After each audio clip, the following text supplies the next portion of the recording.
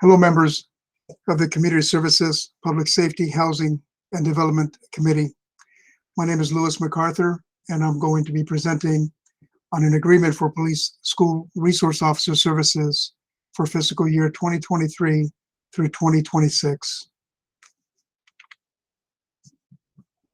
The agreement is for police school resource officer services, and the recommendation is that the Community Services, Public Safety, Housing, and Development Committee recommend the City Council approve and authorize a cost-sharing agreement between the City of Oxnard and the Oxnard School District from July 1st, 2023 to June 30th, 2026 for police school resource officers, otherwise known as SRO services.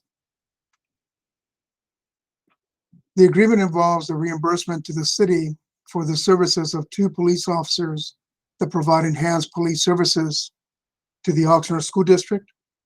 In general, the city is reimbursed for 75% of personnel costs related to the 2 SROs. The district's cost-sharing amount for one fiscal year is $235,851, which is 75% of the cost of the 2 officers. What are school resource officers? They're Oxnard police officers dedicated to building community, providing support, and building positive relationships with the Oxnard School District schools, its students, and families. These officers go through specific training prior to becoming school resource officers. School resource officers work together to support students. They work within the confines of the school district's student profile, which promotes students based on the demonstrated traits that include the student being an innovator, a problem solver, an achiever, a global thinker, a collaborator, a digital learner, and a student that is focused on the future. The school resource officers work to build a collaborative partnership that is positive for the students and supports their achievement of the traits in the Oxnard School District's student profile. SROs build community in the following ways. On a daily basis, the school resource officers ensure that all students, staff, and campuses are safe. They serve as liaison between the schools and the police department.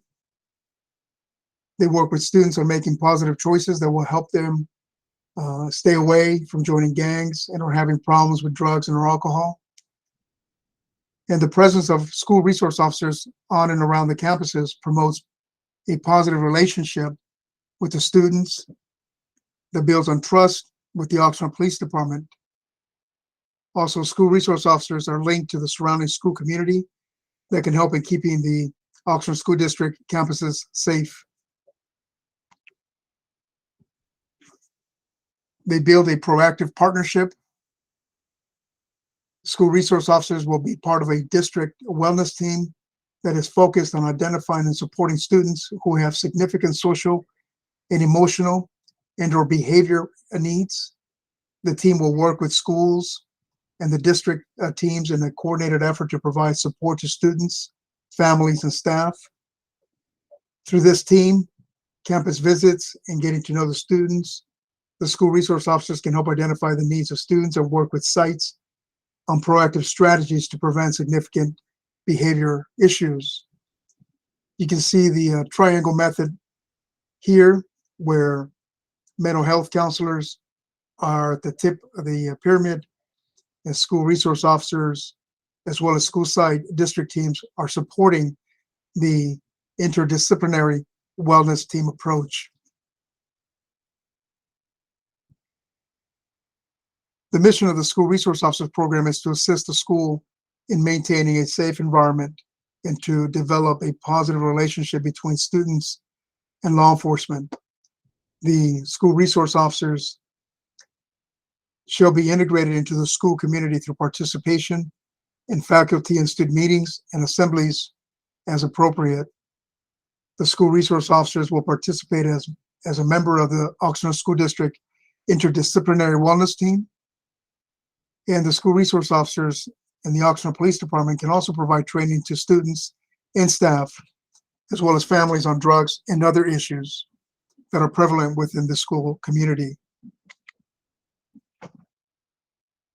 School resource officers are focused on keeping a safe school community and also adhering to respecting the rights of all students, building positive relationships with the students, and taking a preventative approach instead of a reactive approach. There's also a significant distinction between disciplinary misconduct that is to be handled by school officials from those criminal offenses that are going to be handled and addressed by law enforcement. For example, school resource officers are responsible for the criminal public order offenses that occur in the schools, but they are not responsible for school discipline issues. Absent a real and immediate threat is determined by the school resource officer, that is a threat to a student, a teacher, or the safety of the public. And unless there is sufficient evidence and circumstances that warrant police action or intervention, the school resource officers should not get involved in school discipline issues. These issues should be generally handled by school officials rather than through formal law enforcement intervention. For example, including the issuance of a criminal citation, making a referral to a probation officer, or making an actual arrest. Absent a real and immediate threat to a student, a teacher, or the safety of the public, a school resource officer may conduct or participate in a search of a student's person, their belongings, or locker only when there is a reasonable suspicion to believe that the search will turn up evidence that the child or the student has committed or is about to commit a criminal offense. In those cases, the school resource officer shall inform school administrators prior to conducting reasonable suspicion searches. Also, the school resource officer shall not ask a school official to search a student's person, their belongings, or a locker in an effort to circumvent these protections for students. All searches at a minimum will be documented in a field interview report that details the circumstances that led to the search. I'm available should there be any questions and or any points that I can clarify. Thank you very much for your time and consideration.